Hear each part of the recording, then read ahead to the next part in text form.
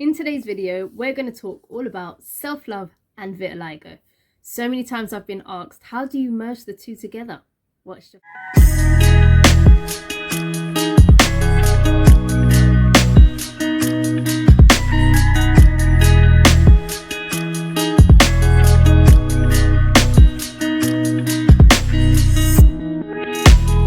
First of all, I want to acknowledge it's Valentine's Day. So happy Valentine's Day to you all.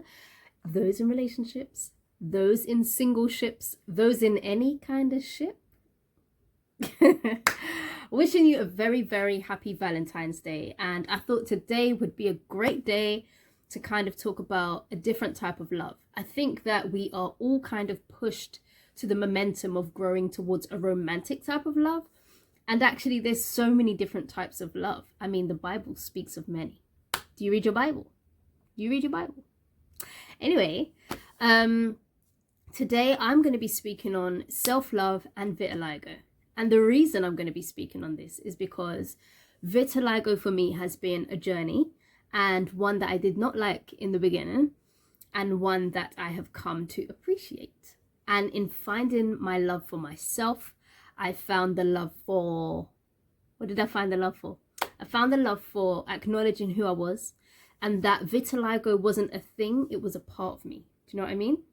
So for all of you out there, my vitiligoians, as I call you, yes, I have it all over my body, as you can see. I mean, I would lift up my clothes, I lift down my clothes, literally everywhere. Don't know if I should have did that. It's everywhere. It used to be on my face, but it's kind of, it does its own thing. I have it in my hair. So if you can see, at the back is grey, and that's because of my vitiligo.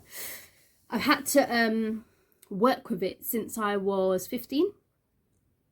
So the initial first peepings of it was on my fingers, and it was sorry, these nails are abusive. I'm very sorry. Soon, the nail tech is soon, sorry. But yeah, so it started on my fingers, very small. It wasn't even like this. And when I first saw it, I was like, oh, what's this? Eventually we went to the doctors to find out what it was, and they said, you have vitiligo. For those who don't know what vitiligo is, it's not just Winnie Harlow. Big up Winnie though. Vitiligo is a skin pigmentation. Yeah, so it's a loss of the pigmentation. So people who do have pigment, high pigment, they are darker. People who don't have high pigment are not darker. They're white. And people like me, we are white, brown, black, and in betweens. So yeah, basically in the areas that are white patches, that's where the least of my melanin is, and the areas where it's the most dark is where my melanin is. So she picks where she wants to be. I mean, I have so many different shapes on my body. I mean, it's quite fascinating because my shapes evolve as well. Sometimes I wake up in the morning, I got love hearts on my body, and I wake up the next day and it's like an X. Don't come back. No jokes. But yeah, let's get serious about this. So the reason why I merged self-love with vitiligo is because on my journey through vitiligo, I have met so many people who have it and are not confident like me, who haven't accepted how it looks on them, how it makes them feel. It's even classed as a disorder sometimes because some people don't come out of their houses. Some people, it stops them from wearing particular clothes that they want to wear. Yeah, so it actually has become a disorder in some sense if it is allowed to be affected to you in that way, you know. So I just thought I'd share some tips on how I sort of learned to love myself a little bit more, and the true rawness of it, you know. Let's get into that part, because honestly, one time I had to ask myself, when I had my daughter, my vitiligo went rampant. So I wasn't this light, patchy before. Hashtag people who call me patchy. Sorry if that's offensive to anyone, but sometimes we just get over these things. When I had my daughter, my vitiligo went rampant, and literally I had to question myself. And the question I said was, if I turn white, how am I going to feel about that? Because literally the way this thing was spreading, I was concerned that I'm going to turn white. And I actually came to an acknowledgement that I was all right with it. said if I turn white, it's not cancer. I'm not sick, thank God. I'm alive, I'm healthy. I just have to accept it. And literally, the day I accepted it is the day it slowed down. I can't even believe how it happened, right? I'm not saying vitiligo is a belief, but that is what happened for me. When I stopped worrying about it, it stopped spreading. Obviously now it does its own thing and I just let her do what she wants. She's a her, okay? I let her do her thing.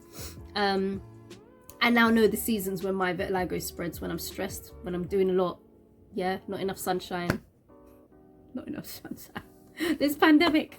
But anyway, so when I asked myself, if I turn white, what would I do? I then had to ask myself, if I never change and go back to how I was, darker, I wasn't much darker to be fair, what will I do? Am I going to accept myself? Am I going to be upset with myself? Am I going to self-sabotage myself? Am I going to stop myself from living and being? Took me a long time. Took me about a year to give myself an answer, and I realized it's not worth it, you know. Actually, I have my own personal signature. I got my own personal tattoos. I mean, if I could, I'd show you my whole body. But literally, I've done shoots as well, you know. Probably if you Google me, you might find it. But I've done naked shoots and stuff like that. I might actually put some photos, if I can find them. I don't know where they are, on some hard drive somewhere. If I find them, I will put them in. But literally, some dust just went in my eye. But yeah, literally, I had to ask myself that question. Once I accepted that question, the journey began. It wasn't like when I said, am I going to love myself? Am I going to appreciate myself? That was it. I woke up and I was in bliss. No. Because the next step was when I went on holiday and I'm wearing a bikini and people are like, what's that? And you're like, you're trying to be nice. Oh, it's vitiligo. What's vitiligo? Oh my God, move away from her. Quick, quick. Oh my gosh, it was a lot. When you're on the bus and you're holding the polo thing. Hear me, polo thing. What is that? What is that? No, the pole. And someone's like, and they move away because people think they can catch it. So what I chose to do in this time, and this was roughly around, say, 7 years ago when vitiligo was not popular, yeah? What I decided to do was, they say ignorance is bliss, right? It's not if you don't know. I decided every person that treated me wrong, I'm going to give them the knowledge of what they don't know, because you only act a fool to what you don't know. So then I started to be like, when they'd move their hand, I say, you won't catch it. Let me explain what it is. This is da-da-da-da-da. It's not hereditary. Da-da-da-da-da. People started being like, oh, really? And then little children would say to me, or not me, their parent, Mom, why is her face like that? Because on my before days, my patches used to be sort of, not all over, but it was evident. You can even see it on my eyes, for example. People often ask, are you wearing eyeshadow? I'm like, no. But yeah, little children would be like, what's that? You know, their innocence. And I would tell them, hey, honey, this is a skin pigmentation. What's pigmentation? And then you just teach them. And I know some people would think that's a bit long, but that was the best way I could deal with it than, you know, the inner coming out and doing something negative, you know. Self-love, I think now has become a buzzword. If you know me from before, I probably say this in every video, but if you knew me from before, I had a brand called Beauty From Within. Beauty From Within was all about finding your inner worth, your inner value, who you really are deep down. You're gonna say, where is it? It's kind of finished now and we're doing new stuff, but yeah, Beauty From Within was back in the day. But Beauty From Within was all about who you really are deep down. Do you know what I mean? And I think we need to separate ourselves from titles. I am a, you know, professional speaker. I am a mentor. I'm not. I am Shirina. Shirina has feelings. Shirina is emotional at times. Shirina is caring. Shirina sometimes doesn't care. Shirina, you get it? there was a difference between who I project myself to be and who I actually am. Shirina has vitiligo. Shirina is vitiligo, not has. Do you know what I mean? And I had to kind of get in this whole relationship with self-love, because even how you look at things look different. A lot of the ways we look at life is because of a projection from inside of us. Imagine it like binoculars, yeah? So from here I can see something, but from here it gets zoomed in, right? But my understanding of it is going to come from what my eyes tell me. If I've got bad eyesight, if there's something obscuring my vision, these are going to affect what I see. Now imagine that to be your life, and the binoculars being experiences, failed relationships, blah, blah, blah. How you see is going to be completely different, yeah? That's why no two people see the same. Do you know what I mean? So I had to kind of identify with, what does it mean to me? So one of the things I had to accept is that having vitiligo means I am different immediately. Whenever I walk in a room, people are like, you know, and God forbid I dress up. It's even worse, okay? And you know what? I just started to embrace it, okay? When I walk in a room, I'm going to be noticed. I can't hide. And my personality is pretty big, so, you know, can't hide. But believe it or not, I'm an introvert at heart. It's very strange, according to Myers-Briggs, anyway. So I'm looking down because that's where my notes are, PS. So I had to accept that I'm different, right? And I had to accept people's perception of that difference and the difference that I was willing to project, yeah? So what people say about you and what you say about yourself. So what I done in the era of about 2015, 2016, I think it was around that time, I just put it on Instagram. This is when it wasn't popular at all, and I'd talk about it, how it would make me feel. Them times I wasn't as confident as I am now, and I would just tell people, do you know what? Today I'm having a crap day. Sorry YouTube if that's swearing, but yeah, I would. And I would just be honest about it and say, you know what? And there was a time when I was getting lots of younger girls coming up to me wanting like help and support, which I did. And some of them have gone on to do great things, you know.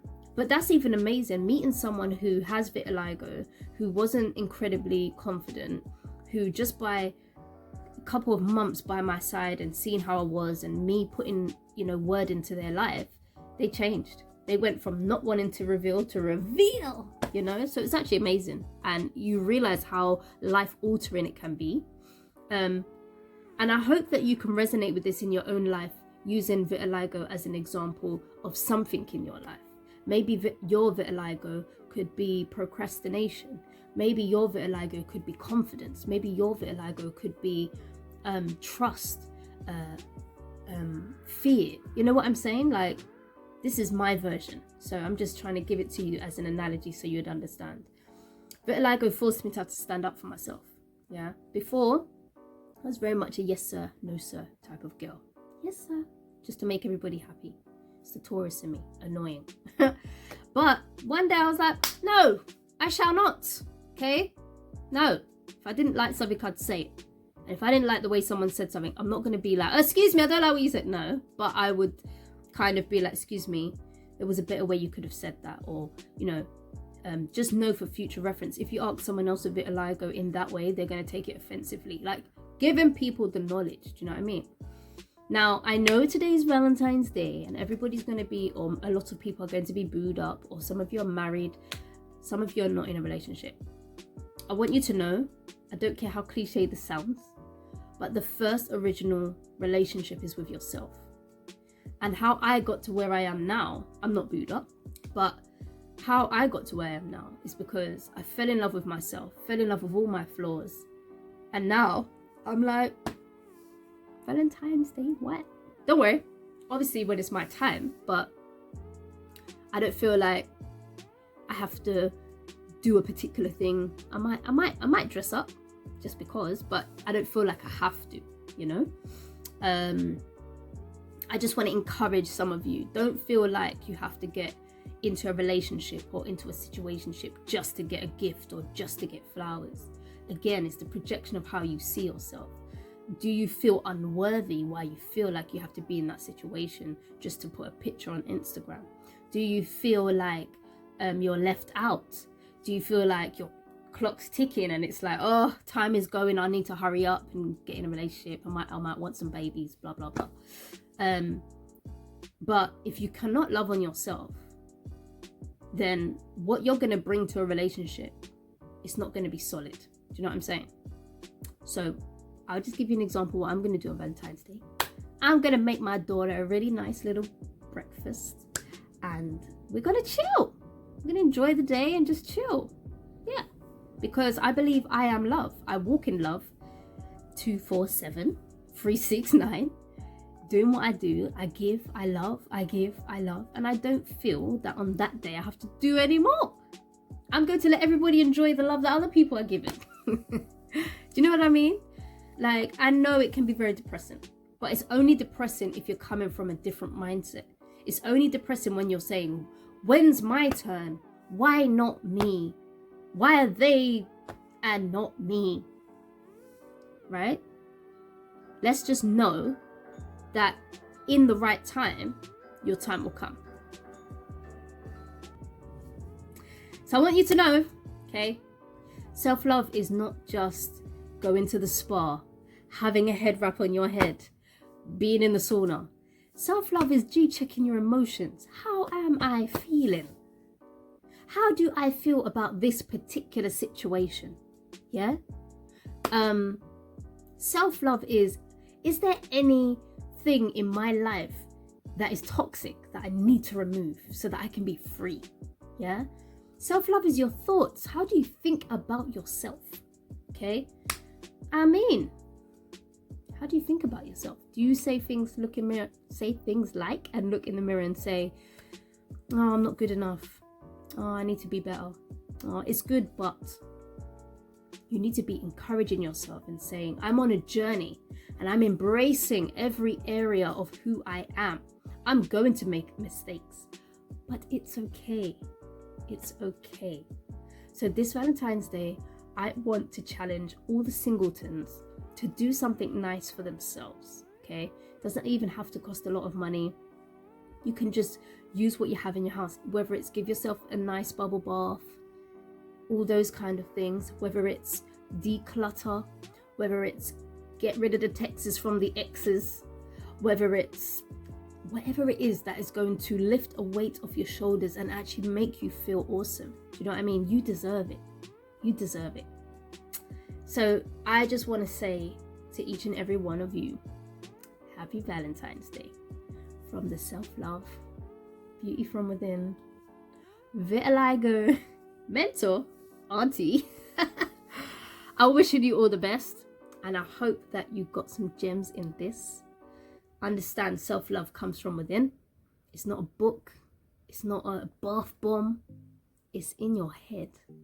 It starts from here and your heart, your head and your feelings. Okay? So check your thoughts. Check how you feel. And be honest with yourself. Even if you don't tell anyone else. Be honest with yourself.